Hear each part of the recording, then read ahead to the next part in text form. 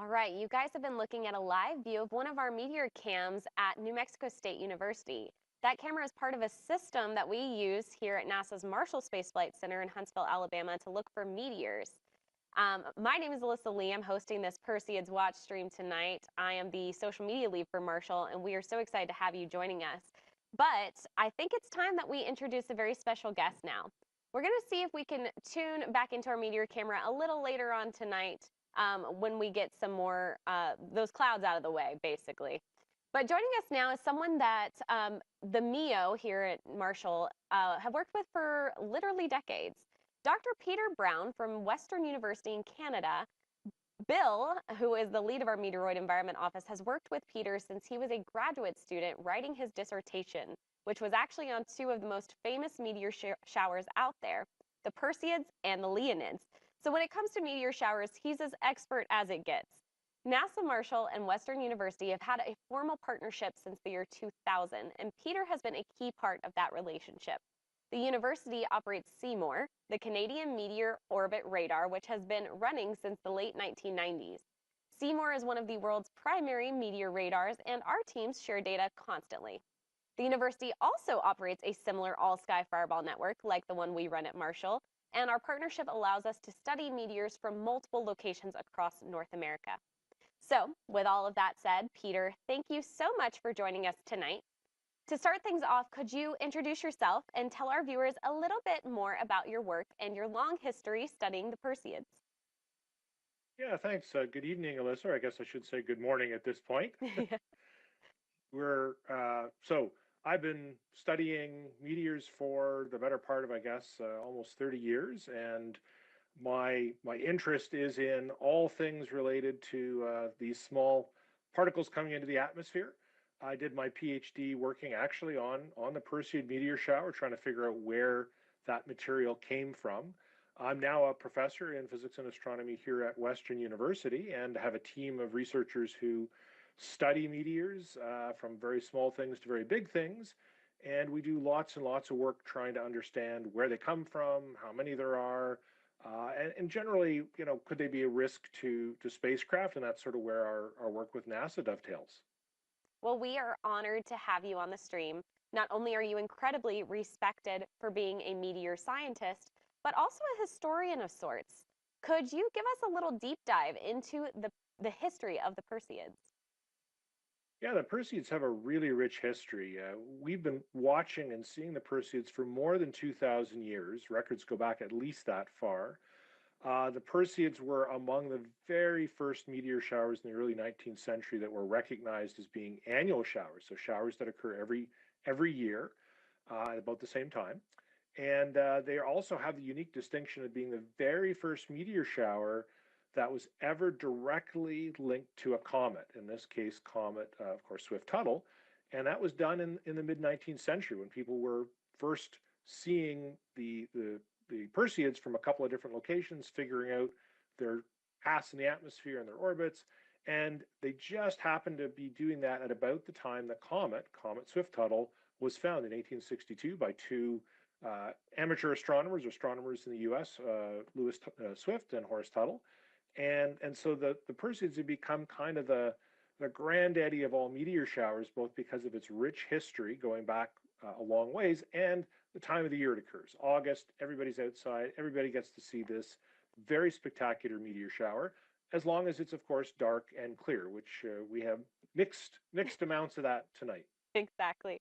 One of my favorite things about the Perseids is how long humans have been watching them, and to know that we are observing the same sky right now that they did thousands of years ago is insane. If you had to pick one historical Perseid moment that stands out, whether that's a particularly active year or a record-breaking observation, what would that be? Yeah, so for me, I think the year I would pick would be 1993.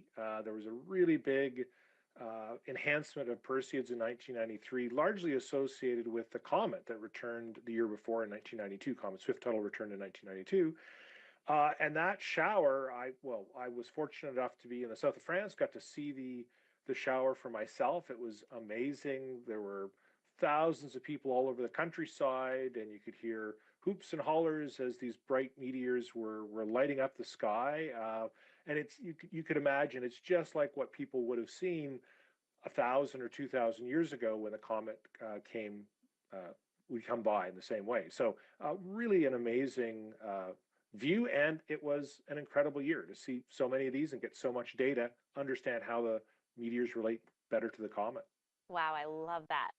Now, for people who might have just hopped onto the stream and have no clue why we're watching this meteor shower, can you tell us what makes the Perseids so special and why they tend to be a favorite meteor shower for both scientists and casual skywatchers?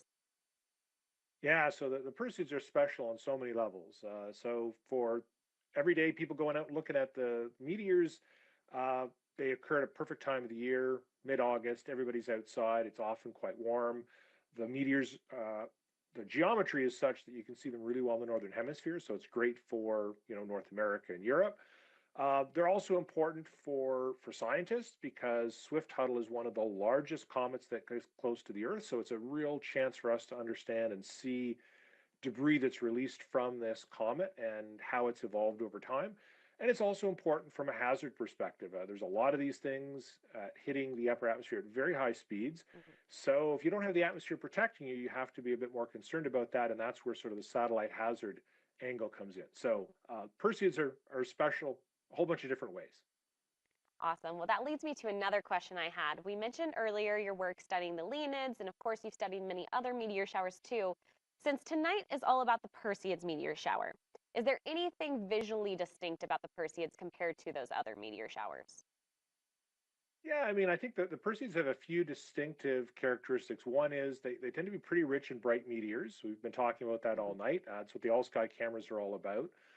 So some showers don't have lots of bright meteors, but the Perseids really do. The Perseids also move really fast, and one of the things that is often quite distinctive is they'll leave a trail behind. We actually call this a train, and it's just some glowing ionized gas that's Mhm. left in the path. And so the meteor sometimes can be visible for a few seconds in this sort of glowing embers that are left behind the Perseid. And that's also unusual, quite distinctive for the Perseids. Awesome. Well, this has been fantastic, Peter. Thank you for sharing all this history and science with us. I know Bill has been dying to jump in and talk with you, so we're going to bring him back on. This is the lead of our Meteoroid Environment Office, Bill Cook. We're also going to bring back up our meteor camera so you two could do what you do best and watch the Perseids together, break down what we're seeing. So I'm going to step off for just a little bit and let you two take the reins. But chat, make sure you keep those questions coming for Bill and Peter, and we'll get to those here shortly. Oh, Take it okay. away, Bill. Okay. Hey, Peter, you and I, we met back in the late 90s over the meteor shower hazard. And, you saw the 93 Perseids from France, and the 93 Perseids were the first shot across the bow as far as meteor shower forecasting, right? We had a shuttle Yep. mission delayed that year because no one was able to forecast meteor showers, which I think started you on your dissertation later on down the road, right? You had to get it done before the Leonid storms, right? Yeah, that's exactly right. The Perseids in '93 were a big wake-up call to all the things we don't know about meteors and trying to get a handle on the Perseids, which was half of the thesis work I did, and then the Leonids, which were coming up. The next few years during the late 1990s, that show really ramped up. And between the two of them, I think it's fair to say it almost redid the entire field. There was just so much interest, so much measurements, and concern. I think genuine concern about what these things might mean to space and space operations that kind of changed the field. So it's been really cool.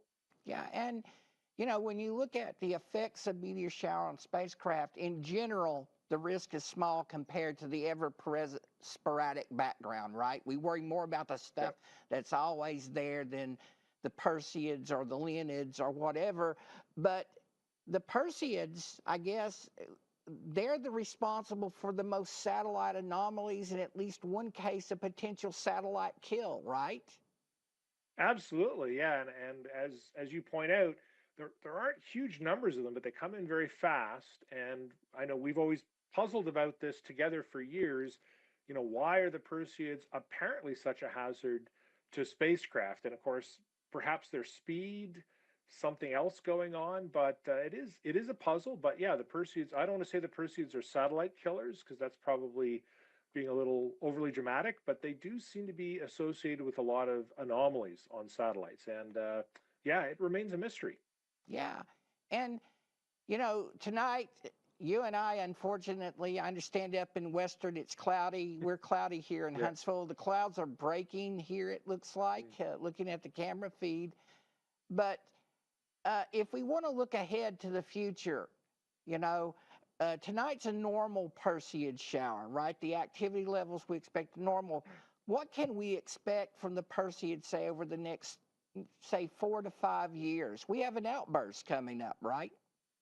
Yeah, we do. Particularly 2028 looks like we're going to get close to some old trails that Swift Tuttle left behind. And particularly in 2028, it looks like that may produce a pretty strong outburst. And really, these outbursts are tempered by, how much material is close to the Earth from the most recent passage of the comet. And then there's also the tugs that Jupiter and Saturn make on the material. So there tend to be these sort of 11 and 30-year periods, and then 133-year period from the comet. And so 2028 is sort of the next time we're going to see one of these trails get really close to the Earth. And so that's going to be a really good Perseid year. Moon won't be quite as good as this year, but it still should be quite a show. Yeah. So maybe the rates will double in 2028, do you think? Yeah, I think that's a pretty reasonable thing. And certainly, 1993, I remember the rates were about triple normal. So double would be quite a show. Yeah. So, um, going back to the Perseids there, in your observations of the Perseids, maybe 93 or recent years, is there a spectacular Perseid fireball you remember? Perhaps one with a very persistent train? Yeah, so actually the most spectacular one I saw, maybe the most impactful one, was just as we were setting up in 1993 in the south of France for that really big meteor shower. There was a really bright, almost as bright as the full moon Perseid. And what was strange is we actually had set up some equipment to try to detect electromagnetic emission from from fireballs, and that one popped. It actually produced a pop in our equipment, and we've been studying that event for years. That was sort of the most strange fireball. We still don't quite understand exactly what was going on, but it was definitely one to remember. Yeah. And the Perseids weren't always known as the Perseids. This shower had another name centuries ago. What was the story there?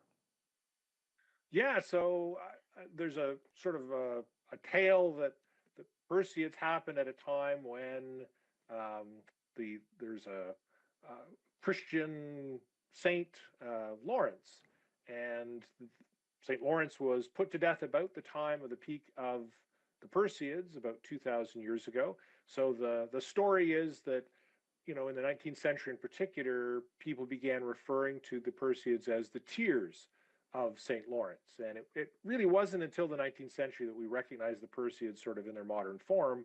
And so, that far back, the Perseids were associated with other things, and the Feast of St. Lawrence was one of those associations. Yeah, and we often joke and refer to this time of year, the Perseid peak, as Meteor Christmas. And Yes, and that's because Mother Nature gives us a present as far as the number of meteors, would you think? absolutely. I mean, you pointed out, when you look at all the meteors we capture through the year, particularly the bright ones in the all sky cameras, often August 10th, 11th, 12th, I mean, that's 20 or 30% of all the bright meteors we see in a year. It's amazing. It really is like a gift from heaven. Yeah, well, uh, we're not having much luck in the camera here, but I understand from the chat people in Ohio are having some luck with meteor sightings. So, Yeah. I wanted to congratulations. cut in here, Bill and Peter, because I have been also keeping an eye on the chat. I've been noticing, yes, the Midwest is getting a lot of meteors, it seems. Uh, since we have clouds, there's actually a chat question in the chat that pertains to that, and they want to know, are the meteors visible through the clouds? It depends on how thick the clouds are, right, Peter? Uh, So a really bright fireball, if the clouds are thin, you might see them. But in general, no, you can't see meteors through clouds. Hmm. Yeah, yeah, exactly. So sometimes the really bright fireballs will be like a light bulb flash, and you might see that just like lightning through clouds, but those are pretty rare. You don't typically see that. Gotcha. Well, here's a good question for Peter. How do we know that the Perseids have been watched for 2,000 years? Yeah, that's a great question. So people have gone back and looked at ancient uh, Chinese and Japanese and Middle Eastern records, and we've been looking basically in those records for accounts of stars falling from the sky at about the time you might expect them from the Perseids. Now, 2,000 years ago, the Perseids occurred in July, so you have to do a little bit of a time shift there. But we do find these fairly regular reports at the time you'd expect the Perseids. And we know the Perseids are an old shower, and we know Swift-Tuttle's a big comet. So it stands to reason there's probably been quite a lot of material reaching the Earth for that period of time, and that's how we make the association. Awesome. All right, let me pick another one out here. I saw someone say we went from Moonjoy to Meteor Christmas. Love that. That's a good one. Has the Swift-Tuttle comet ever been sampled before? What is known about it?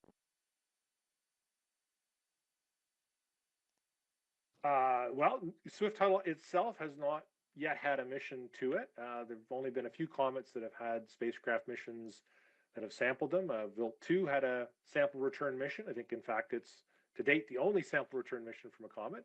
Hmm. But we do get to sample Swift-Tuttle every time the Perseids burn up in the atmosphere. We can actually break the light up into its constituent colors and get a spectrum, and we can tell what sort of elements are present. We see bright lines of emission from magnesium and sodium and calcium and iron, and it tells us something about what they're made of. So we do kind of get to sample it, but a little indirectly. I love that. All right, I got one more question for you. And this one asks, how are the meteor peak times predicted or calculated? And can you also talk about the peak time for tonight? Yeah, that's a great question. So that was the entire topic of my thesis, was trying to figure out those peak times. And as Bill will tell you, we had some luck and some years not so great luck trying to figure out exactly where these trails would land. So basically, we put the comet's past behavior into a computer, and we launch a bunch of particles, and then we see where they land relative to the Earth's orbit. And from that, we can kind of build up a sort of a synthetic computerized picture of, when these things hit.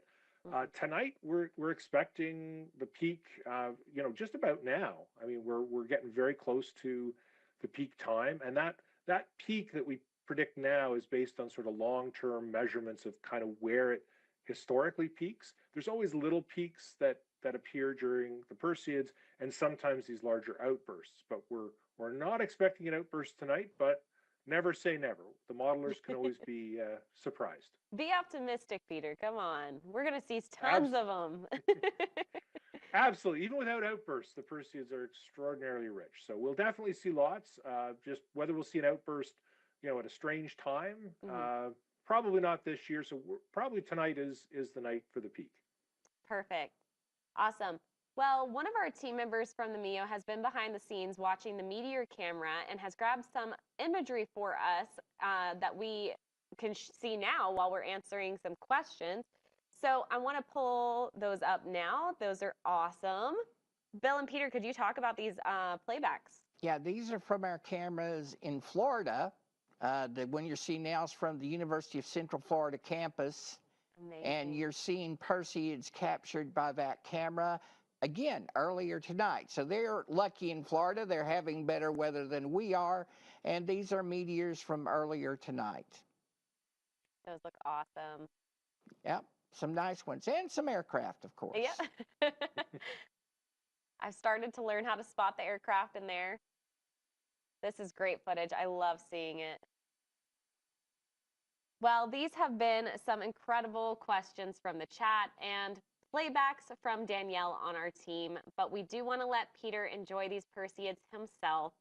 Peter, thank you so much for joining us tonight. Getting to hear the science and the history behind these meteors while watching the Perseids live with you has been such a unique experience. We're grateful that you wanted to be a part of this. It's been my pleasure. Well, I wish you clear skies and many more bright fireballs on the meteor cameras. Absolutely. Happy Meteor Christmas, Peter. I love it. Same to you, Bill. Same to you. Happy Meteor Christmas.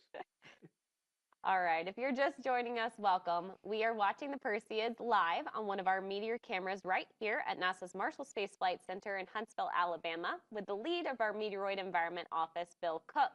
Let's get back to that meteor cam view and see if we could spot any. And of course, if you spot something before we do, shout it out in the chat. These shooting stars can come and go in an instant, so keep your eyes peeled. All right, Bill, can you give us a little refresher on what our viewers are going to be looking for on these meteor cameras? It looks like this one is our New Mexico State University camera, I believe. Yes, and so there are clouds there. That's that white stuff all over the place, but there's some dark sky. And you'll look for, an object moving very quickly across the field of view, like we just saw in the UCF camera down in Florida. And they can appear anywhere in the sky, and they'll move quickly across the field of view. If you see something slow moving with flashing lights, that's an aircraft. So we're looking for something that's going to move really quickly across that sky. Gotcha. Well, people see meteors randomly throughout the year, but meteor showers like tonight are different. For those of the viewers that are new to this, how do meteor showers differ from those random sporadic meteors you might see on any given night? Well, meteor showers, all the meteors in a meteor shower come from a single object, like all the Perseids come from Comet Swift-Tuttle, or all the Geminids come from the asteroid 3200 Phaethon. But sporadics, they don't have a parent. They just are random bits of debris that are out there. So the difference that distinguishes a meteor shower from a sporadic is all the members of a meteor shower have the same parent body. They come from the same object. Gotcha. Well, while we're watching, I actually have a question I have been wanting to ask you. We know that the Perseids are famous for being bright, but does that brightness change as the night goes on, or is it pretty consistent throughout the peak? The brightness is a function of the speed, and all Perseids have the same speed, which is 132,000 miles per hour. So the brightness really boils down to how big the meteor is, not so much when it occurs. So you can get bright Perseids early in the evening, late in the evening, right before dawn. They can appear anytime. So the brightness doesn't have any consequence as far as the time of night. It can happen, bright Perseids can happen anytime. Awesome. That makes sense. For our viewers who may be sky watching themselves, drop a message in the chat to tell us where you're watching from, whether you've seen any meteors tonight. We love seeing what you guys are saying. We've seen some luck in the Midwest. I saw someone from North Carolina saw some. Obviously, we had some playbacks of Florida, so love seeing it. Something I have always wondered is when a meteor streaks across the camera, how quickly can your team pull that data from that event, Bill? If we know it happens, we can pull it almost instantaneously. Our cameras generally upload data every 30 minutes. So usually we know about meteors within a half an hour. But if we happen to be watching a camera feed and see it, we can pull that information immediately afterwards. Awesome. I love that half the magic is in the real-time excitement and the other half is in the science that you guys do afterwards. Speaking of the work that your team does, we actually have a video prepared to show you guys an inside look into the Automated Lunar and Meteor Observatory, or as we like to call it, the Alamo, where Bill and his team observe these meteors from right here at NASA's Marshall Space Flight Center in Huntsville, Alabama.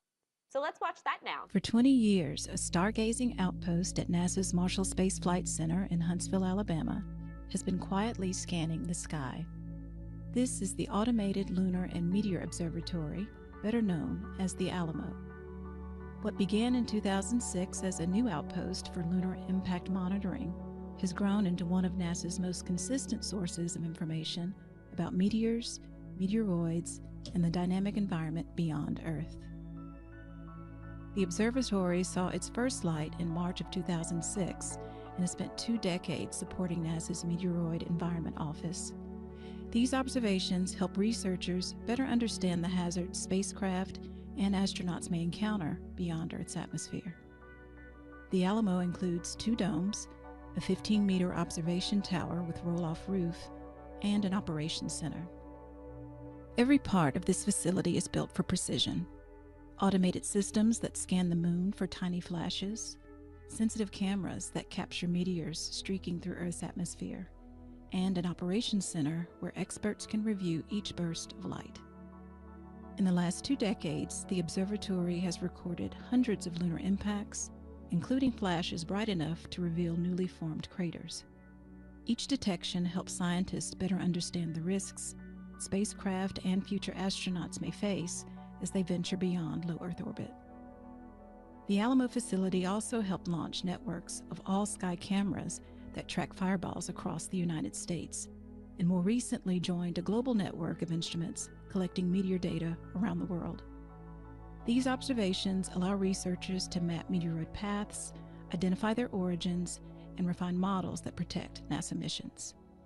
Day after day, night after night, this observatory has built a record of impact flashes, fireballs, and celestial events, data that helps safeguard our human explorers and our spacecraft, support scientific discovery, and deepens our understanding of our solar system. That was an amazing behind-the-scenes look at our observatory. Now, a lot of people don't realize that with the right equipment, we can actually hear those meteors too. And I saw someone in the chat asking about this. This is a phenomenon called meteor scattering, and it creates a sound we call a meteor ping or echo that we can hear with radio equipment. Bill, can you tell us how this works? Sure. When a meteor burns up in the atmosphere, it leaves that streak of light we call a shooting star or meteor, but it also leaves a trail of ionized matter behind it, an ionization trail. And if you have like a ham radio tuned to frequencies in the tens of megahertz, any distant signal, like from a distant radio station or TV station that bounces off that meteor trail will be picked up by your receiver and you'll hear a ping like sonar. So, you need to have a distant transmitter, a radio or TV station that's over the horizon. But if you have a receiver tuned to say like 1725 megahertz, somewhere in that range, you can hear meteors. And the beautiful thing about that is you can hear them in the daytime as well as at night. So you can hear them all the time. And believe me, you hear lots of Perseid pings on these little systems, which we call forward scatter radars. Awesome. And I think we actually have an example of what those pings sound like. Yep, I hear it. Yeah. They sound kind of eerie. Yeah, you hear like a whistle. It's just like a submarine, sonar from a destroyer looking for a submarine. But a lot of amateurs will actually count meteors and provide data to scientists, and this helps us establish the intensity of the shower because you can count meteors in the daytime with this setup. Very cool. If somebody wanted to listen to these meteor pings at home, how would they do that? Well, you would need a receiver. A lot of people use ham radios. They're these programmable radios. And an antenna, and you would basically tune to the frequency of a distant radio or TV station, and you want the carrier from that, which is the constant signal they send out. And if you do that, you'll hear meteor pings. Does the length of that echo correspond with the size of the meteor? Pretty much. It corresponds to the length of the ionization trail, and that the longer the ionization trail, the longer the ping. And the amazing thing is a meteoroid only a millimeter across. Imagine a millimeter on a ruler. That meteoroid will leave an ionization trail the length of a battleship. Wow. Makes it very easy to pick up with a simple forward scatter setup.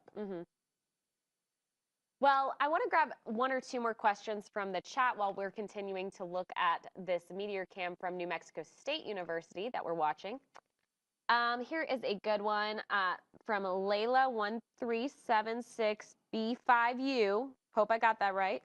What is something about the Perseids the scientists still don't fully understand? It's a good question. What is something about the Perseid scientists really don't understand? Well, from my perspective, I'd like to be able to predict Perseid outbursts better. Peter mentioned that occasionally we miss the forecast, and the Perseids every now and then can surprise us. For example, the Perseids have been recently showing two peaks. You know, we think of a meteor shower having one peak, but if you look at the shower data, we see two peaks close together. And that second peak is a relatively recent occurrence, and we're still trying to figure out what causes that second peak. We think they might be really old Perseids, but we're still looking into it. Gotcha. All right. We have another question asked by Jessica that says, why does the brightness change as it moves across the sky, going from dull to bright to dull/invisible again? Well, and what you're seeing is the meteor, it's coming in, it's burning up, and it also is breaking apart. So you may see the meteor as it burns up, it gets brighter, then it breaks up, it'll get dimmer, and then as those pieces burn up, you'll see it get brighter again. Gotcha. All right, here's another one I want to ask you. What type of minerals or metals are in the meteors? Is that why they are so flammable? Uh, well, they're not really flammable. There's standard elements in meteors, carbon, sodium, you know. We think of these things as fluffy bits of rock and ice held together by organic glues. So they're normal elements, but they're not flammable. What causes them to ablate or burn up is they're entering the atmosphere with such speed, the atmospheric friction, to borrow a simple term that is often thought of as incorrect, but when they enter the atmosphere, they generate so much heat, they simply vaporize. Gotcha. Well, I am loving all of these questions, and I have seen some asking about the International Space Station. So I know that astronauts aboard the International Space Station occasionally report seeing meteors, and we have tons of images taken by our astronauts of the ones that they have been lucky enough to capture. We're going to bring one of those images up now. That is one of my personal favorites from the Perseids Meteor Shower in 2011, captured by NASA astronaut Ron Guerin. I absolutely love this one. I think you've seen this one before, Bill. Oh, I love ISS because there are no clouds. Yes. You know, that's great. And the other thing is, on Earth, we have to look up to see meteors. The ISS astronauts look down. It's a totally different perspective. Absolutely. And we have a lot of connections to the International Space Station here at NASA's Marshall Space Flight Center. We have a team called the Payload Operations Integration Center, is where they work here at Marshall. And they do the science on board the International Space Station. They help monitor that science that goes on there. They're basically our mission control for the science conducted on the orbiting lab. They work around the clock to make sure experiments aboard the space station run smoothly. And they help astronauts gather images like this, which is absolutely amazing.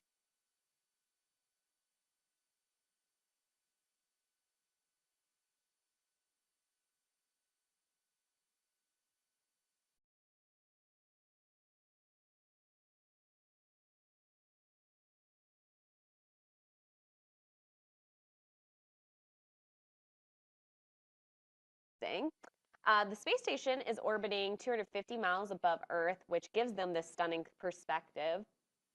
So I know one of the questions we've been asked a lot is, are the astronauts on board the International Space Station in danger of any meteors? Could you talk a little bit about that, Bill?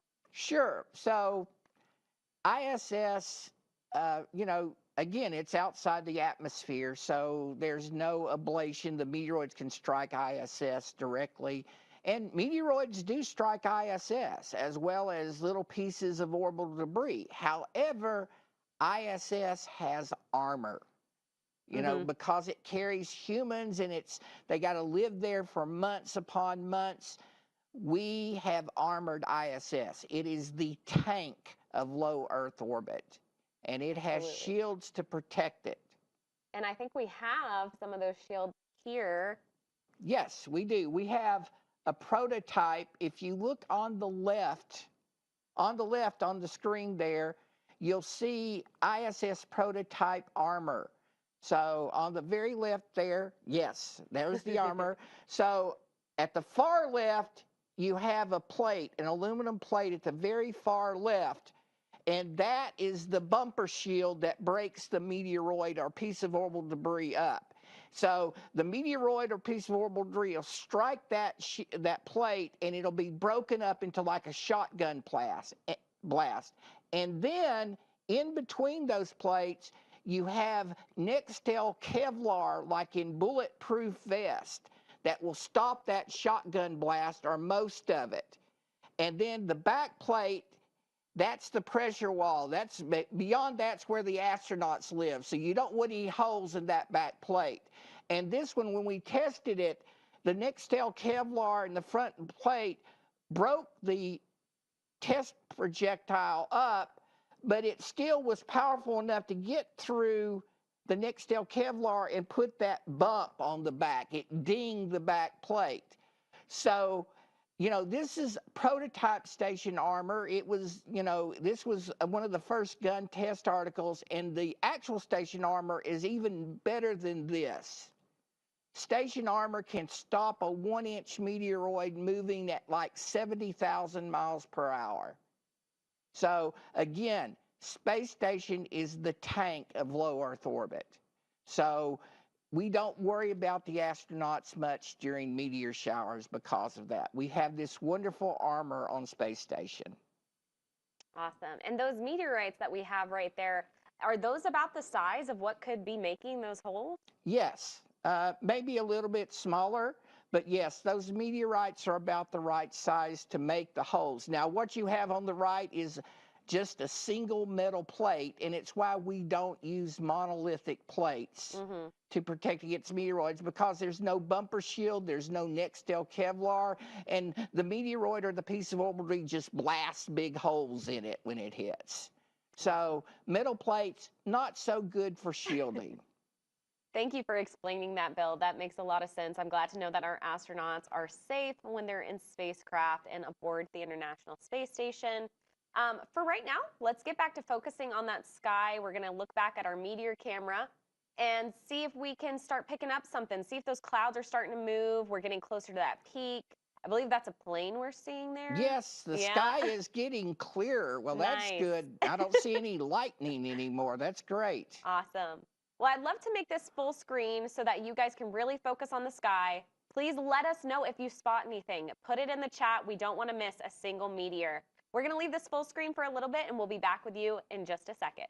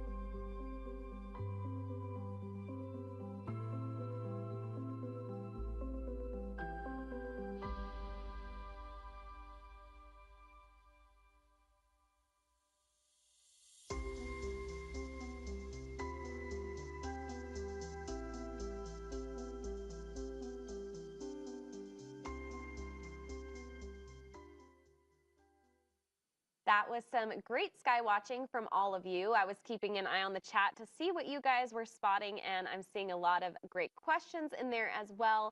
One that always pops up during meteor showers is some version of, should we be worried about these meteors hitting Earth? And that is a totally understandable question, especially when you see those bright fireballs streaking across the sky. The short answer is no, but our next guest is a perfect person to talk about this more. I'm excited to introduce someone who knows a lot about what NASA does to monitor and protect our planet from hazardous objects. Joining us virtually from California is Amy Mainzer, lead for NASA's NEO Surveyor mission. NASA's Near-Earth Objects Surveyor mission, or NEO Surveyor, is designed to discover and characterize most of the potentially hazardous near-Earth objects. Amy is an Earth, planetary, and space sciences professor at UCLA, and she is the lead for the mission. Amy, thank you so much for joining us tonight. Before we dive into the Perseids more, could you tell our viewers a little bit about your role and what your planetary defense work with NASA looks like? Sure. I'm super lucky to get to do this work. Thank you so much for having me here. So we are busy building what will hopefully be NASA's sort of biggest, best observatory for looking at what is the contents of our solar system, looking for the things that can get close to the Earth, both asteroids and comets, and trying to characterize the numbers, sizes, and orbital element distributions of these objects so that we can predict if there's going to be a potentially hazardous object that could get close to us in the future. That's the goal. Awesome. Well, a lot of people hear the phrase planetary defense and they think it's something out of like a sci-fi movie, for instance. What does planetary defense really look like day to day? Sure, it's a really practical question. Is there anything out there in our solar system that could get somewhat close to the Earth or even really close to the Earth? And if so, what should we do about it? That's planetary defense to me. Absolutely. And I know NASA has had a lot of success with our DART mission, for instance. We're also looking at going to objects like Psyche, the asteroid Psyche. So I know NASA's doing a lot of work on that, and I can't wait for NEO Surveyor. What is one misconception about planetary defense or asteroid tracking that you wish more people understood? Yeah, okay. So I love sci-fi. I'm a huge sci-fi fan. I mean, like a lot of us, right? Absolutely. But the movie, do you remember Empire Strikes Back from Star Wars? Yes. There's there's that scene where the Millennium Falcon is cruising through the asteroids, and there's asteroids everywhere, and they're just floating around, and they look like they're about to hit them. That turns out to not be quite like what our asteroid belt is actually like. Our Ah, asteroid belt is a bit different. yeah. So it turns out if we were in the middle of our asteroid belt here in our solar system, most of the asteroids would look like tiny, small, unresolved dots. Oh, So interesting. there's still a lot of them. It turns Hmm. out there are millions and millions of these objects, but they're so spread out and space is so big that each individual object would just look like a point of light. If you were standing on the surface of one, even if you were in the middle of it, it would still mostly look like dots. It Wow. wouldn't look like the Empire Strikes Back with big giant rocks floating all over the place. That is so fascinating.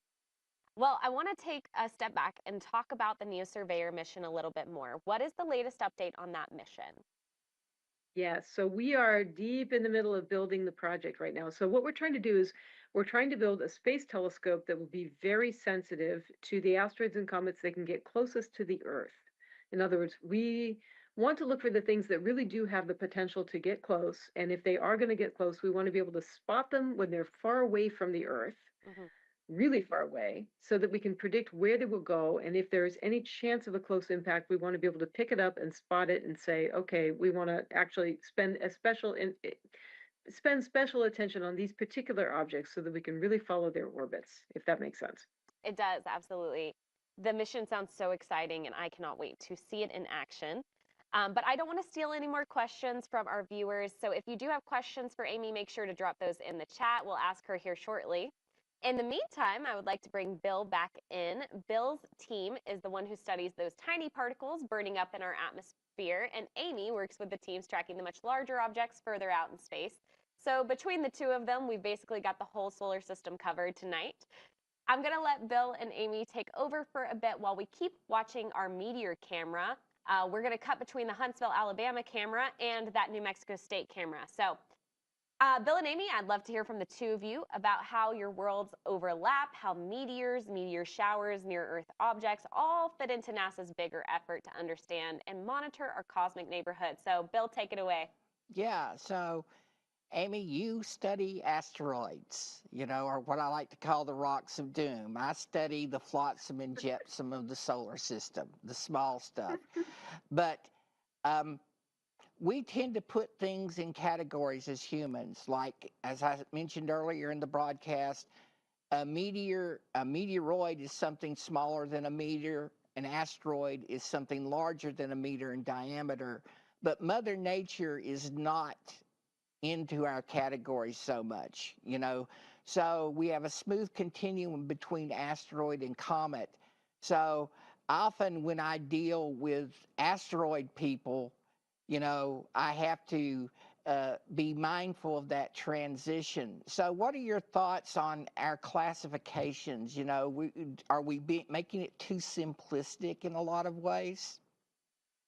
I think that's really wise words. I mean, nature makes these little bits of leftovers from when our solar system first formed, and some of them are as big as mountains, others as small as tiny, tiny dust grains, or even, maybe a rice grain if it's really a bright meteor, right? I mean, so nature doesn't really care about how we as humans label all of the things that she makes.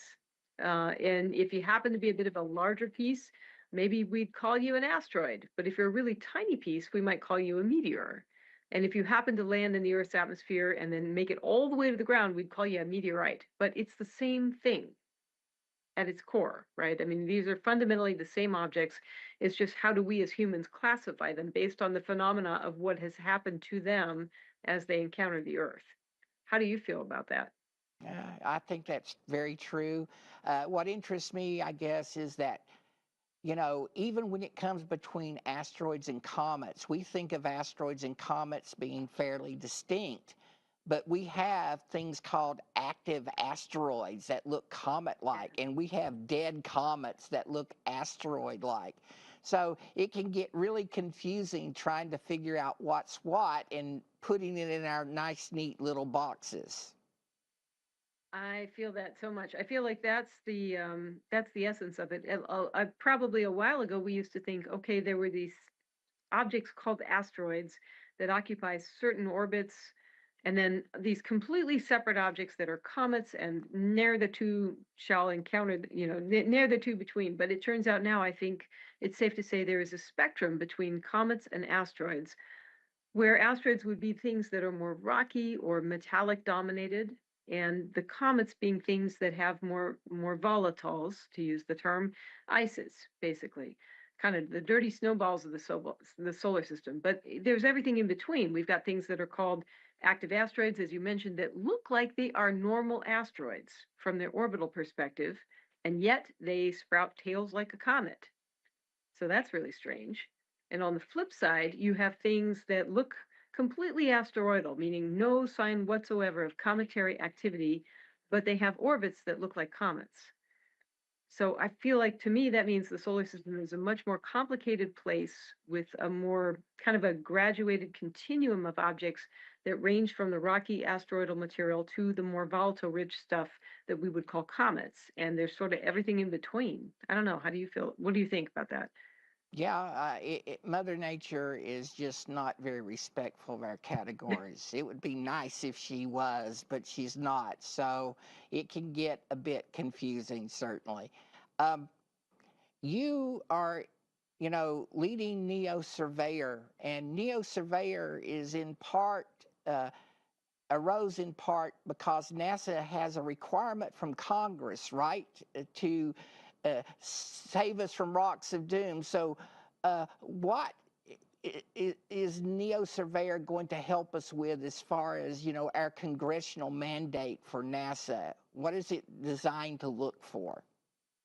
Yeah, I mean, so when I started this particular project, I thought, well, we know where all the asteroids are in the solar system. Surely we know because, we're so advanced in technology, we can see galaxies at the furthest edge of the solar system. So surely we know where all the asteroids are. But it turns out that's not quite true.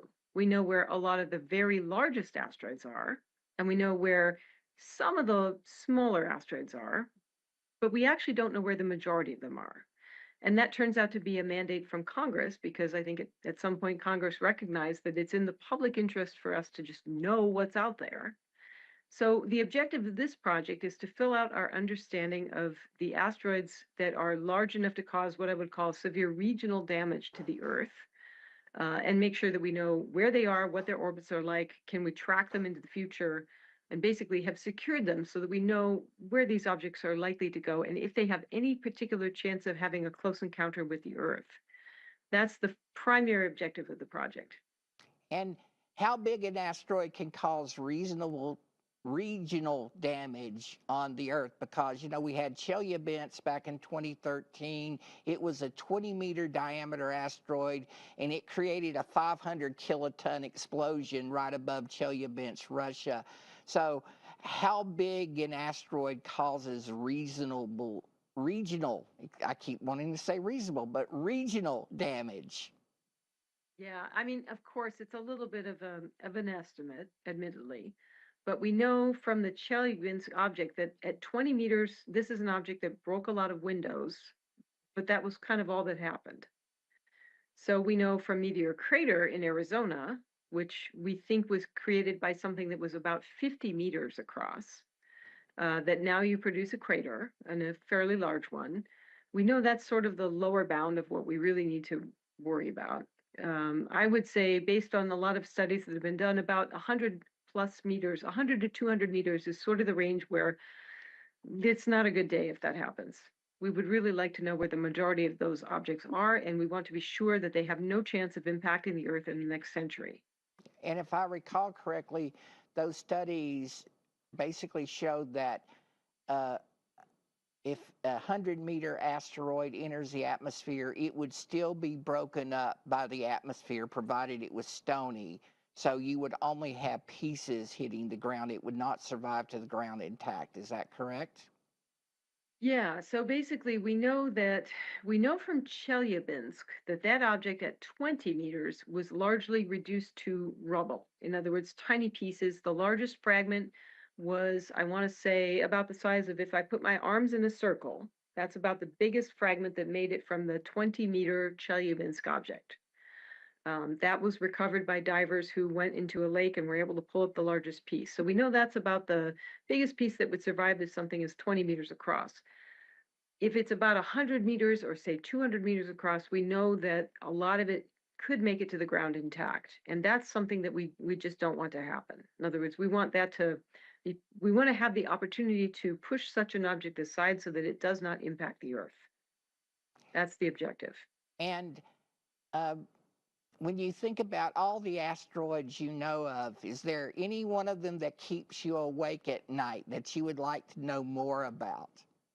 Hmm. Honestly, I have to say it's the ones I don't know about today. Hmm. Those are the ones that keep me up. In other words, the current program has done a very good job of tracking about, I would say, 40-ish% of the near-Earth asteroids, not near-Earth objects, but near-Earth asteroids that are larger than the sort of 140-meter threshold, or sort of big enough to cause a lot of ground damage. We know of about 40% of those roughly today, but we don't know of the roughly 60-ish% or so that remain to be found. So those are the ones that I worry about, because those are the ones we want to find so that we can kind of say for sure whether they have any chance of impacting the Earth or not. And Neo Surveyor will provide a unique perspective because it will give us, it will be better able to survey the sky than ground-based instruments. We know, for example, Chelyabinsk, the Chelyabinsk asteroid came at us out of the sun. How close can Neo Surveyor observe to the sun? Because that's kind of our blind spot, isn't it? Yeah, that's a difficulty with telescopes on the ground. All of us on the ground who are observing have one big fundamental thing, which is the sun. In other words, the sky is bright during the day. This makes it challenging, although not completely impossible, but challenging to use astronomical telescopes to look at the sky during the daytime, or even at twilight or at dawn. The sky is just very bright because we have an atmosphere on Earth.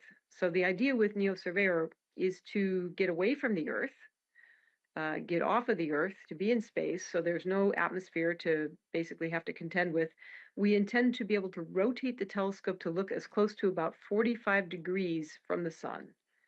So we want to observe that sort of near sun's part of the sky so that we have a better chance of observing asteroids that are in more Earth-like orbits, if that makes sense. Yes, it does. And also maybe to catch an Otten class asteroid coming at us out of the sun too on occasion. Yeah. So for our friends out there, Ottens are basically things in the most very Earth-like orbits, meaning very circular orbits, things that are kind of close in terms of the Earth has a very circular orbit, I would say, and these are asteroids that have orbits that are very similar to the Earth, which means that they have a large chance of encountering the Earth because they get close.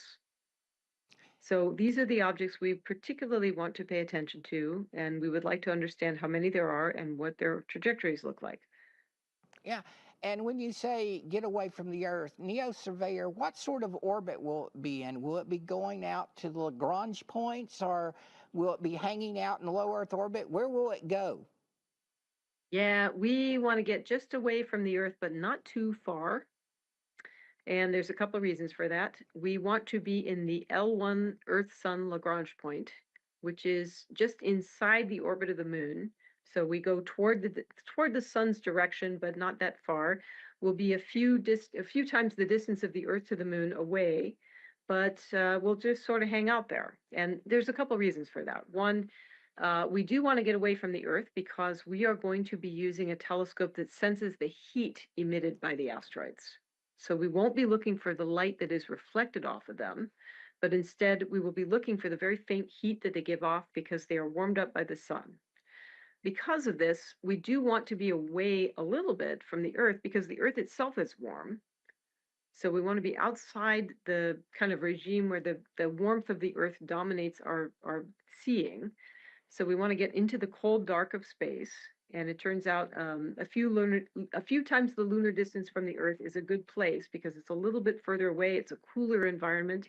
Yet at the same time, this particular orbit, this L1 Lagrange point, is nice because we maintain a kind of a constant distance back to the Earth that's relatively close, which means we can get all of our images back. In other words, we have high-speed internet, essentially.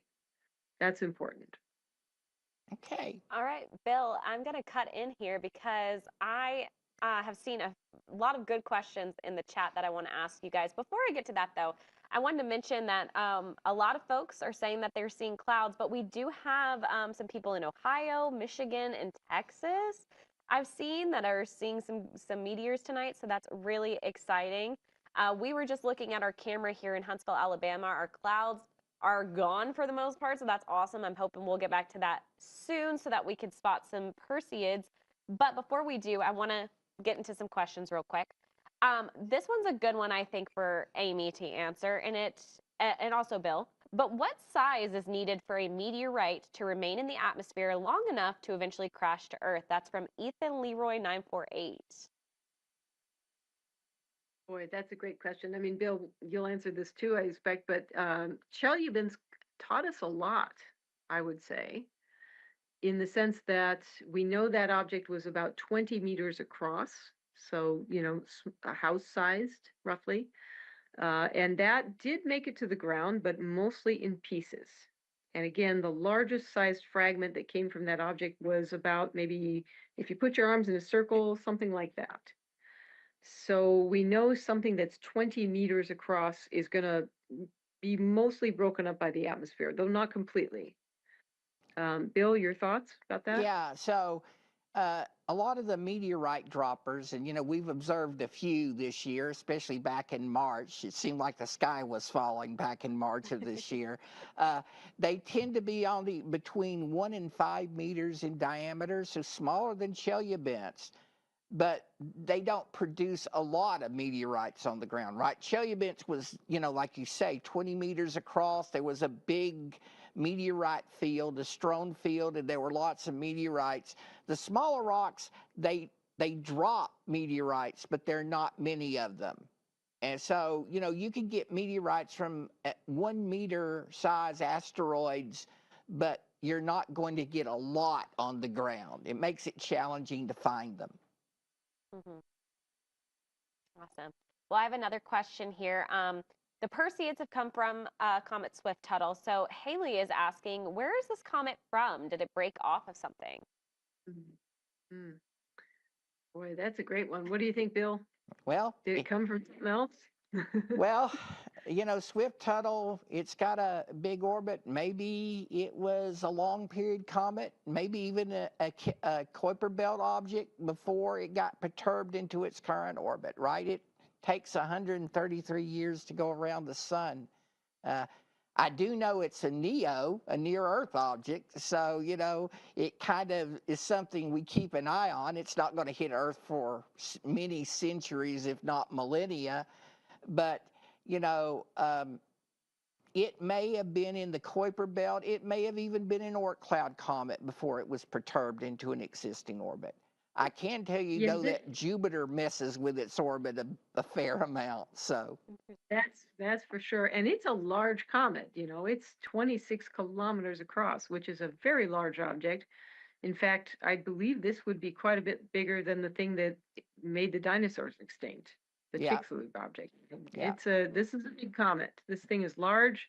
It leaves a big mess as it goes through the solar system, so that's why we have this beautiful meteor shower. But we're pretty glad that it has not made any more mess than what we see, so to speak. Yeah, It's a big thank one. goodness it isn't going to hit us, so we can Yeah. enjoy the pieces without the parent coming in at us. Yeah, just send us those Yeah. pretty fireballs. Exactly.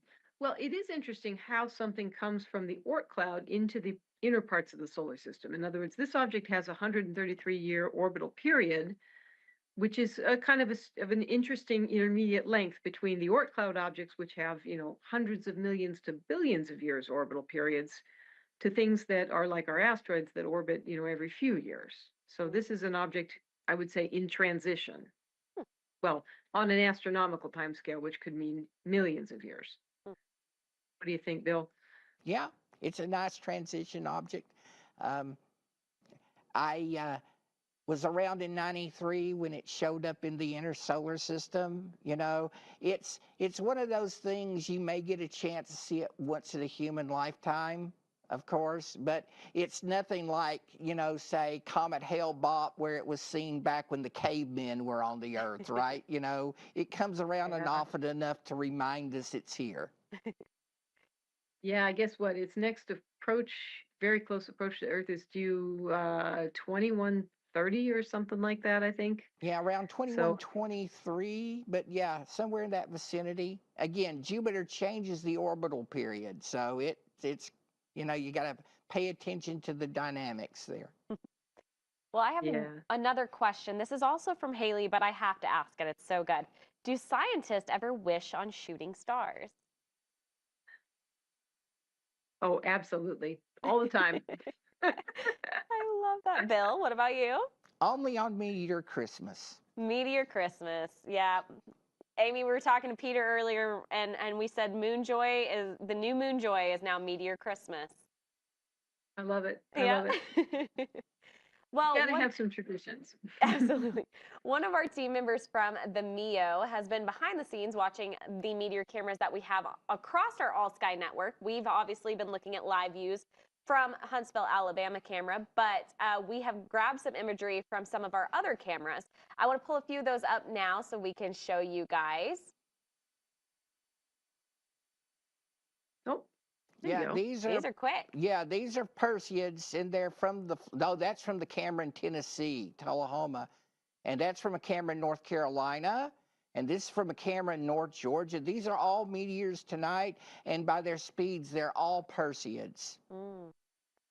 And Danielle, Fantastic. who's behind the scenes, said the one in Tullahoma is confirmed to be a Perseid. Mhm. Mm-hmm. We caught that in multiple cameras, so she's already got a trajectory and a speed on it.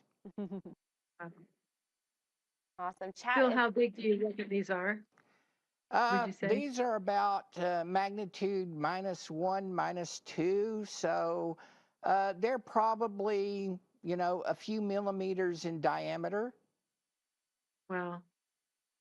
Yeah. It's quite amazing if you think about it. Something a few millimeters in diameter Yeah, but can it's make plowed that into much the light. atmosphere at 132,000 miles an hour.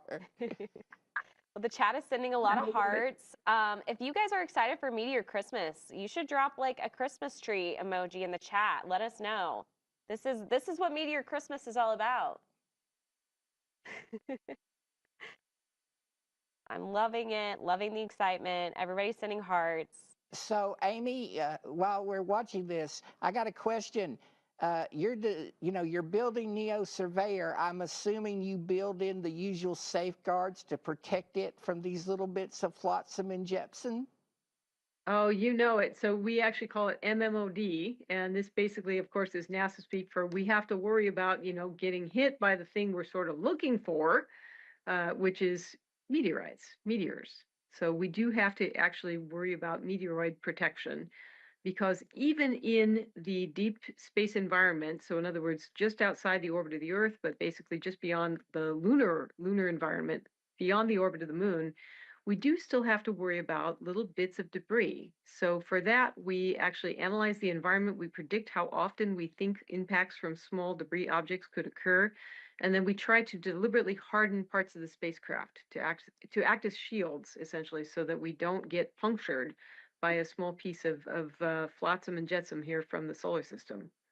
We do have to be careful. Yes.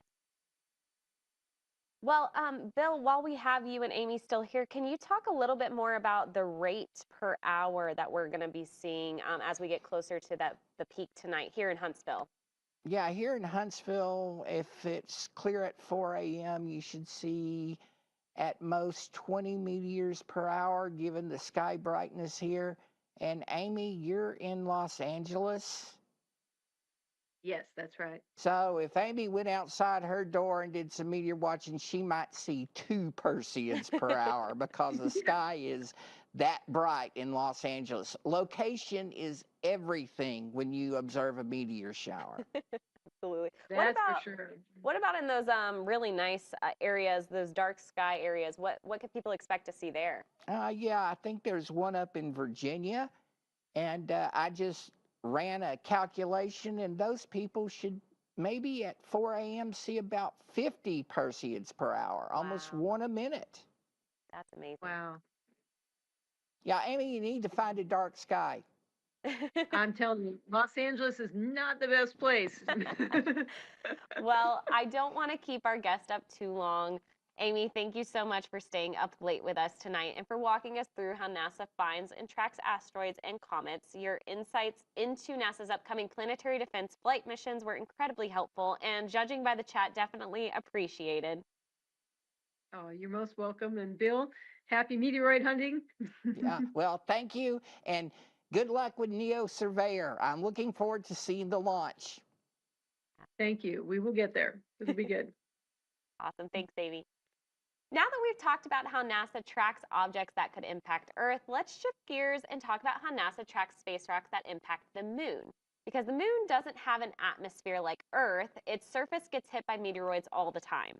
Those little impacts can actually tell us a lot about the space environment around both Earth and the moon. Bill, we've been watching meteors zip across our camera feed throughout this all-sky camera tonight, but you and your team also keep an eye on meteor impacts happening on the lunar surface. Can you walk us through how the MEO studies those flashes on the moon and what we learn from them? Sure. So on Earth, when a meteoroid enters the atmosphere, it creates a streak of light we call a meteor, and we study the meteor to determine the characteristics of the meteoroid, how big it is, how fast it moves. But the moon has no atmosphere. So the meteoroid strikes the surface, and then when it does, it leaves a flash of light. And in this video, you will see flashes of light, and it repeats twice for each flash. And those flashes, like that really bright one there, are caused by meteoroids striking the moon's surface. And we can see these with small telescopes, or big telescopes if you got one, here at Earth. So at our observatory, we point these telescopes at the moon, and they have low light level video cameras, and they record these flashes. And from the brightness of the flash, we can tell how big that meteoroid is when it hits the moon. And of course, we use that information to help inform our moon programs like Artemis and Moonbase, so they can design their hardware, whether it be a lunar rover or a lunar habitat module, because you don't want one of these going through your habitat module if you're staying there on the moon. So we monitor the moon with these telescopes and study these flashes to help us design the stuff we're going to place on the surface of the moon. Absolutely. And we have been talking about moonjoy tonight. The term moonjoy actually came from the moment that the Artemis 2 crew spotted a lunar impact in real time as they were going around the moon for the mission. And the science team on the ground was in absolute joy from hearing this. So that is an awesome thing that we get to play a part of with these lunar impacts. Now, Bill, Perseids can hit the moon too, right? Yes, but unfortunately, generally when the Perseid shower occurs, the Earth-Moon geometry, to borrow the expression, sucks. So we have a database of like 450 lunar impacts we've observed, and only 2 of them are Perseids. We have a ton of Geminids, but every time we try to look at the moon during the Perseid shower, the geometry's not right, and we end up not seeing many. Ah, gotcha. Well, it's interesting that this research that you guys do, this data that you gather, is going to help for our moon missions, but it does also give us a better idea of what's happening around Earth, right? Yes. Yes, because the stuff that's hitting the moon is also burning up in our atmosphere. And most people think that the moon, it's 400,000 kilometers away. To them, that's a big distance. But in terms of solar system distances, that's nothing. So the Earth and the moon encounter the same meteoroid environment. What affects the moon affects the Earth, and vice versa. Awesome. Well, it is amazing that your team is studying to help NASA with future mission planning as we prepare to send astronauts back to the lunar surface. Those split-second impact flashes may be small, but the information that they give us is huge and will actually help keep our crews and hardware safe during the Artemis missions. Now, speaking of our astronauts, let's see. Yeah, it looks like we actually have something special in store for you guys. We're going to pull up a camera from the International Space Station for a look at what the shower could possibly look like from above. We're super excited to have this view thanks to our Payload Operations Integration Center here at NASA's Marshall Space Flight Center. And for those of you in the chat, yes, this is a real live view from the International Space Station right now. We're going to hope that we could spot some meteors entering Earth's atmosphere from this view. The space station is orbiting about 250 miles above Earth, which gives us this stunning perspective that you just can't get from the ground. Now, we talked about this earlier, Bill, but can you tell us again how the astronauts on board the space station are protected from these meteors while we're looking at this stunning view? Yes, well, as I said earlier, the space station has special armor, bumper shields, that protect it from meteoroids. And these bumper shields have an outside plate to break the meteoroid up, and underneath that are layers of Kevlar Nextel, like in bulletproof vests, to protect it. So space station is very well protected against meteoroids. It's the tank of low Earth orbit, and the astronauts on board space station are perfectly safe during meteor showers and have the pleasure of looking down into Earth's atmosphere to see meteors where we look up. That's awesome. So where should we be looking at during this view? You want to look along the limb of the Earth and see if you can see a streak. So right where the Earth's limb meets space, in that little hazy area there, that's the atmosphere, and you want to try to see if you see a meteor burning up in that little thin layer there. Awesome. While we enjoy this stunning view, I have to give another shout out to our Payload Operations Integration Center at Marshall for getting us connected to this camera feed for the night. This is really awesome that they did this. That team works 24/7, 365 days a year supporting the science that is done on board the orbiting laboratory. And tonight they are the ones helping us try and catch meteors from this view. So big thank you to their team and of course the team at NASA's Johnson Space Center's Mission Control as well. Let's just take a few minutes to enjoy this view one last time. We're going to make this full screen. We're going to keep it full screen, but let us know if you spot any meteors in the chat. From this angle, they could be a little bit more faint, and go by even faster, so make sure you keep your eyes peeled for it. Bill and I will be back here shortly to talk about what we saw.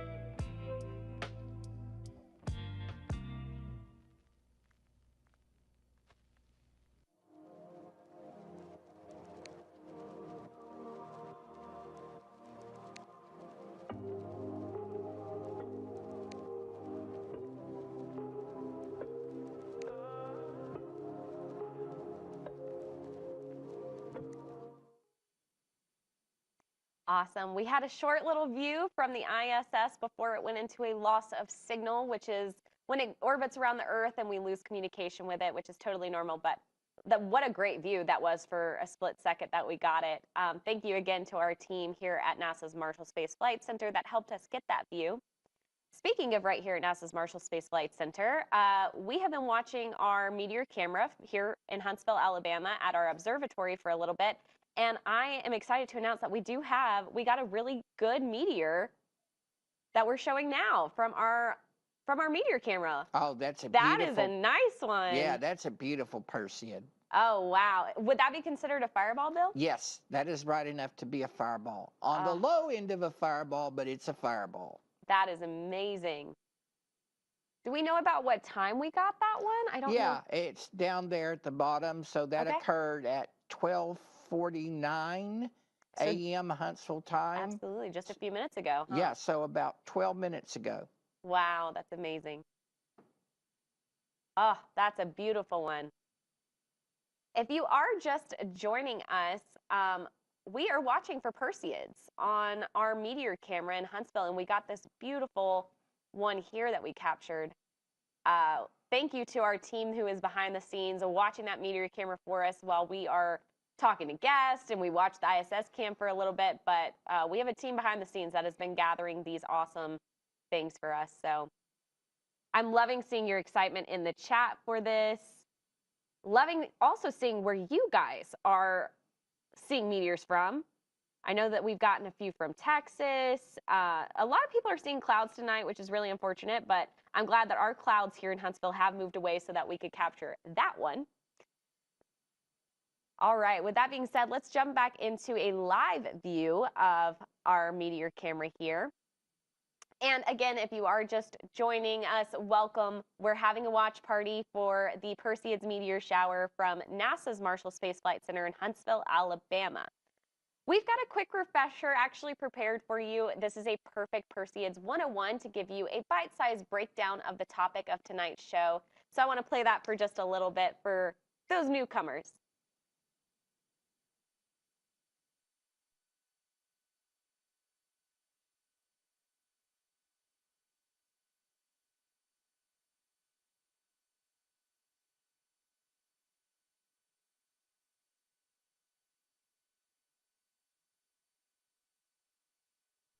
Perseids travel at about 133,000 miles per hour, 214,000 kilometers, which is faster than a bolt of lightning.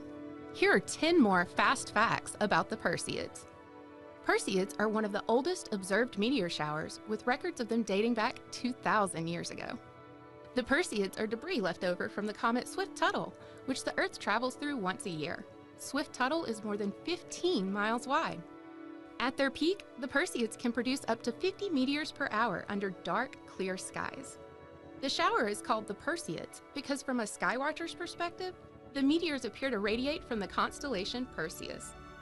The Perseids are active for about 6 weeks, from mid-July through late August, and the peak happens when Earth hits the densest part of the debris stream. The Perseids are one of the most photographed meteor showers thanks to their brightness, frequency, and timing during warm summer nights. Each meteor you see is a bit of comet dust that's been traveling through space for hundreds or even thousands of years before hitting our atmosphere. Though humans have been watching the Perseids for more than 2,000 years, they were first recognized as an annual meteor shower in 1835. Although we see debris from Swift-Tuttle annually, the comet only orbits us about once every 133 years. It last passed through the inner solar system in 1992 and won't return until 2126. The Perseids are famous for producing fireballs, which are exceptionally bright meteors, but most of the particles creating them are smaller than a grain of sand. All right, we're getting really close to the peak of the shower now, so this is a perfect time to settle in. Keep your eyes on the screen. Even though these particles are smaller than a grain of sand, they do put on a big show. If you spot one before we do, let us know in the chat. Here in Huntsville, Alabama, the peak of this meteor shower is a couple of hours away still, but it does seem like these meteors are livening up. We just got a really good one. So, Bill, what should people expect to see as we get near that high activity window? Well, the rate of Perseids will pick up. So as we approach 4 a.m., you'll start seeing more and more Perseids as the radiant gets higher in the sky. So you will see the rates increase steadily over the next few hours, right up until dawn. Awesome. I know your team has been working on a tool to be able to look up how many meteors per hour a certain location could spot during these major meteor showers. Now I'm curious, chat, could you tell us where you're watching from? We've got thousands joining from all over the world tonight, and I would love to know how many meteors your location will be seeing during the peak.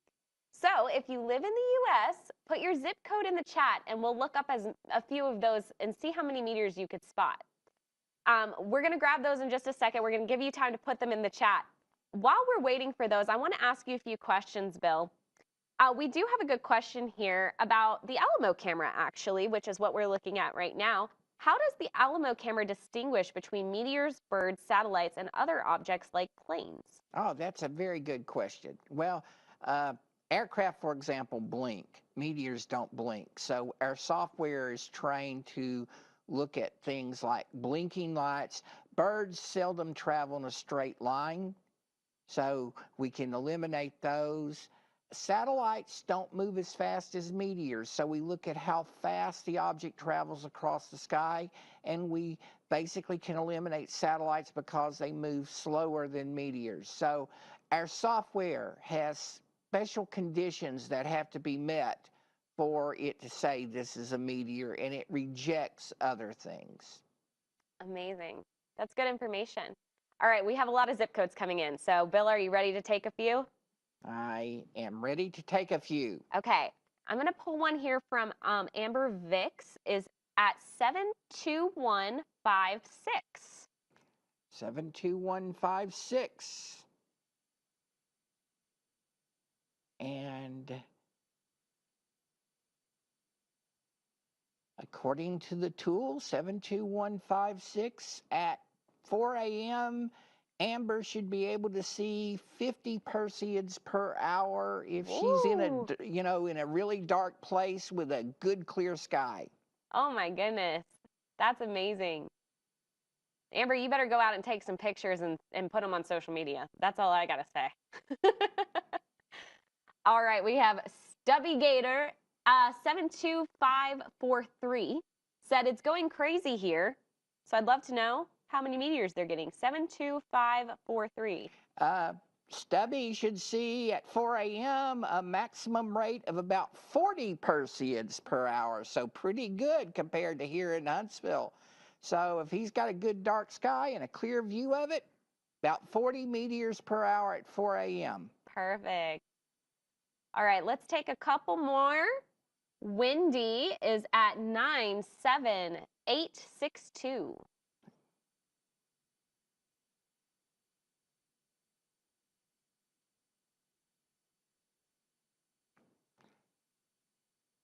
Nine, 7, 8, 6, 2. It would help if I did not make a typo. Yep, 97862. No, Wendy's in a really dark sky. She can see Ooh. up to 52 Perseids per hour. Wow. Yeah, at 4 a.m. That's awesome. All right, okay, let's take one more. I'm loving this. Okay. All right. Okay. Rowan 18252.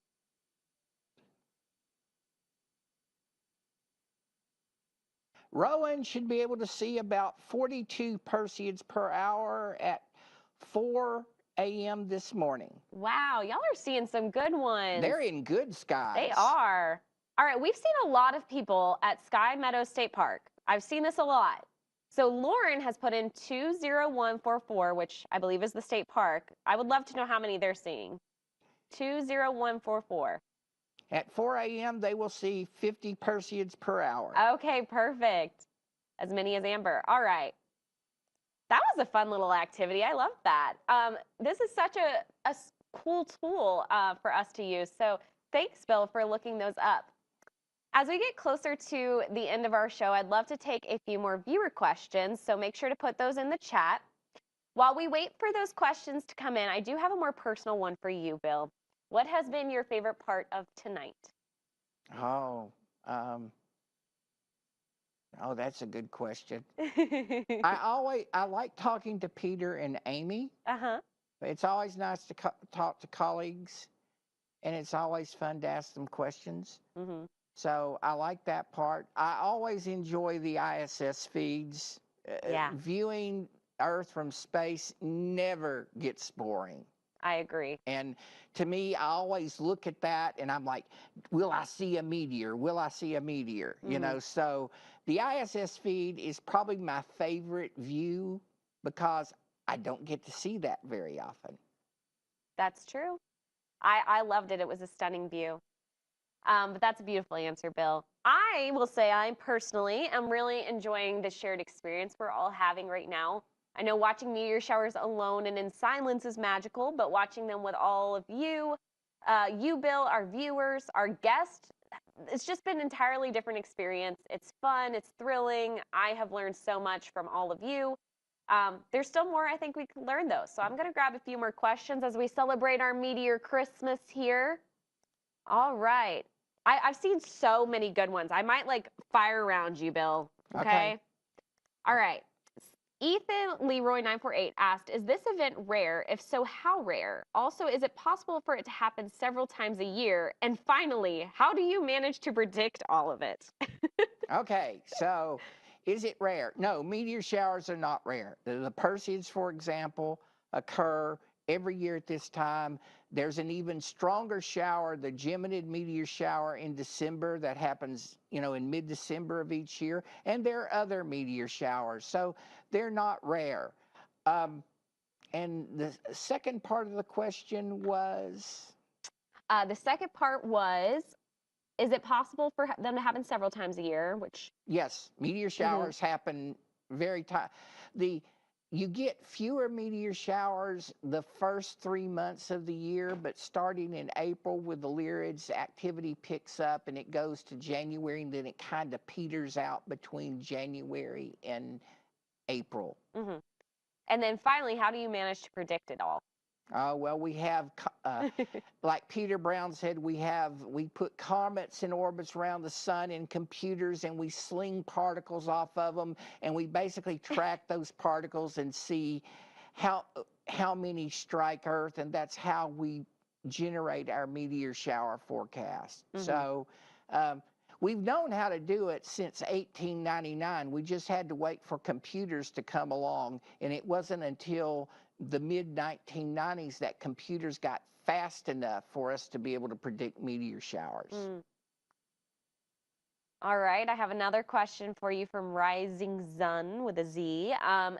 They asked, do you have a camera that shows things in color, but there's a reason that these cameras don't. Is that correct? Yes, so one thing you learn about scientific cameras is they're monochrome and boring. Okay, the reason we don't have color cameras is color cameras are less sensitive than monochrome cameras, so I would see fewer meteors with a color camera. And plus, a color camera has the Bayer matrix, and decoding the colors and stuff makes it a little bit difficult to do science. But, a common complaint is, why are you using a black and white meteor camera? Because that gives us the most data. It's not the prettiest picture in the world by any means, though. Speaking of cameras, I don't know if you'll know this one, Bill. What's the square mileage this camera covers? Well, looking up, if you assume that it's seeing meteors at the typical burn-up altitude, this camera covers about 10,000 square kilometers of sky. So it turns out I do know the answer to that question. Ah, nice. People loved the tool that we were using, Bill, to look up their zip codes. They're asking, is it going to be open to the public? It's in very beta phases right now. It's, we verified the calculations, but we got to pretty it up. But we hope maybe in a couple of months, maybe 3 months down the road, that it will be available on a NASA website for the public to use. Yes, that is the goal here. So people can punch in their zip code for a given meteor shower and know how many meteors they can expect to see at night. And it takes into account things like the brightness of the moon, if it's up, and how bright the sky is in that zip code. I love that. I can't wait to use it myself, maybe for the Geminids, which are in December, I believe. Yes. Yeah, the Geminids are coming up. Awesome. All right, I got a few more that I just want to get through. So this next one asks, can we or will we ever discover a new meteor shower? We discover new meteor showers all the time, but they're generally so weak in terms of number of meteors you wouldn't know they're there. We have camera networks, and they're finding new meteor showers, but the rates are like 1 meteor per hour or less. So you would never know they were there. They would be lost against the background meteors. But with our meteor cameras, we can measure their speed and their orbits and their trajectories, and we can say, hey, these guys are related. So the answer to your question is we're finding new meteor showers all the time. As a matter of fact, the International Astronomical Union database of meteor showers has something like 1,000 meteor showers in it. Wow. That's awesome. I've also seen a few people ask, how old are these meteors? We talked a little bit about that with Peter, but could you touch on that again? Yeah, so in the case of the Perseids, um, they're at least 133 years old. Wow. So they're at least 133 years old, probably several hundred or a few thousand years old. Oh my goodness. That's crazy. All right, RedNat19 has asked, I've been watching the shower in Virginia and I've seen a few have a really bright flash with the trail remaining for a while. How come that happens? That's what we call a persistent train. So that bright flash you're seeing is the meteor breaking apart, and that uh, trail that persists are those particles gradually fading out after the meteor breaks apart. So you're seeing the little pieces of that meteor fading out behind it because the main meteor broke apart. Hmm. This question actually goes really well with that one. Do the colors of the trains indicate what they're made of, or does it depend on the air? It depends on the air and the composition. So you have, some meteors look green because they're ionizing oxygen up there. The Perseids, a lot of people say they look yellow because of sodium. Ah. And to me, Perseids look white, but I have terrible color perception, But I have seen green Geminids, though. I'm pretty good at spotting green. Uh-huh. Yeah, I've heard the Geminids are easy to spot because of their green tails. That kind of also brings us into another question, also by Rising Sun with a Z. What are meteors made of? They're made of little bitty conglomerations of dust and ice held together by an organic glue. So uh, meteors come from comets, which are, thought to be icy dirt balls, and they're pieces of that. So imagine bits of dust and ice held together, and these things are very fragile. A lot of meteors are about as strong as a pinch of snow. So the minute they hit the atmosphere, they start breaking apart. Oh, gotcha. All right, and then I'll ask you one more here. So Glenn has asked, do they always fall moving right to left? I'm assuming Glenn has seen them move right to left. Yes, no, they can move left to right. They generally fall towards the horizon, though. So they can come from any direction depending on how high the radiant is in the sky. Gotcha. Well, while we were taking some questions, Danielle with the MEO team has been in the control room grabbing a few of the best imagery from tonight. So let's pull a few of those up now and talk through them here. All right. Oh, that was a good one. That was a good one. Wow, Ohio's been seeing a lot, huh? Yeah, these are from Ohio. This is from Florida. Uh-huh. The UCF campus again. Here's one from Embry-Riddle in Daytona, Florida. And this is from Tennessee, Tullahoma, Tennessee. Yeah. Another one from Ohio. We've seen a lot from Tennessee and Ohio tonight. Yeah. Florida, yeah. They had better skies than we did. Yeah, we got that good one. That was a really good one we got here in Huntsville. I think that was the brightest one we've seen tonight. I do too. Is there any way we could pull back up the Huntsville meteor? That one was captured here from our Marshall cameras. We might have to come back to that one later, but I loved that one so much. I think this is our live view, but I want to see if we can get that Huntsville one more time. It was so good, I just have to see it. No pressure on the people in the back room. I know I put pressure on them now. Actually, while they're getting that ready, this question that we just got actually does really tie in well. Why are some meteors brighter than others, Bill? And well, it's a function of speed and it's a function of size. Oh, yeah, there that's so pretty. It's so good. It's great. I love it.